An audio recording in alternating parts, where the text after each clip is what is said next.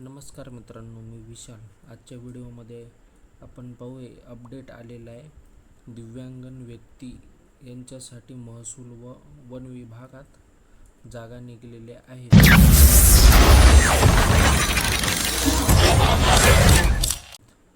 दिव्यांग व्यक्ती हक्क अधिनियम 2016 नुसार महसूल व वन विभागातील नोंदणी व मुद्रांक विभाग स्थापनेवर गट अ ते गट ड या सर्व वर्गातील पदांकरिता दिव्यांगांसाठी शासन सेवेत पदे सुनिश्चित करणे बाबत आता हा जी.आर. आलेला आहे.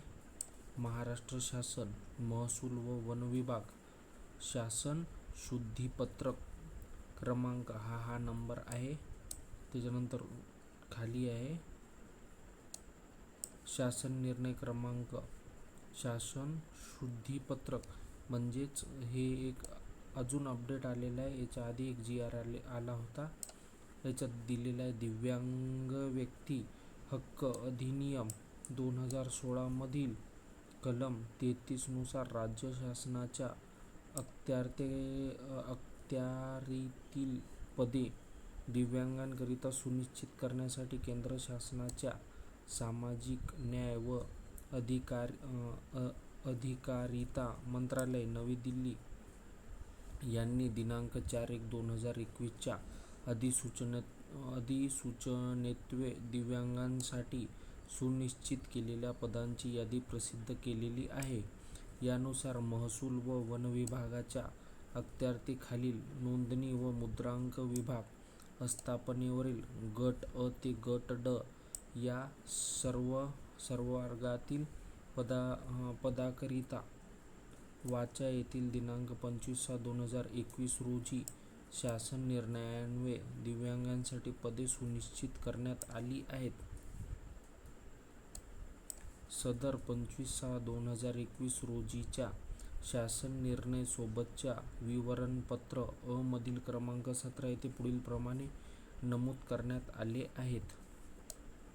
अशा प्रकारे पदनाम कनिष्ठ लिपिक, शारीरिक पात्रता SBN, RW, SE, C आणि MF.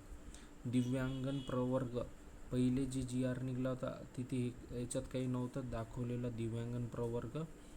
सदर पदाच्या जबाबदाऱ्या कर्तव्य 25/6/2021 रोजीच्या शासन निर्णयासोबतच्या विवरणपत्र अ मध्ये दर्शविल्यानुसार भारत सरकारच्या दिनांक 4/1/2021 च्या अधिसूचनेप्रमाणे.